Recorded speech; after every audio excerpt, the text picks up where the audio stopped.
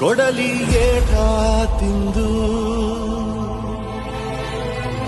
ನೆರಳ ನೀಡೋ ಮರ, ನಿಂದು ಕಾಲ ಮುಗಿದರು ನಿಲ್ಲದು ಅಧ್ಯಾಯ. ಪುಣ್ಯಾತ್ಮ ಪುಣ್ಯಾತ್ಮ ನೀನಯ್ಯ ಪುಣ್ಯಾತ್ಮ. ಮಂಡಲ್ಲಿ ನಿನ್ನದೆ ಶ್ರೇಷ್ಠ ಕಥೆ, ಶ್ರೀಮಂತ ನೀನಯ್ಯ.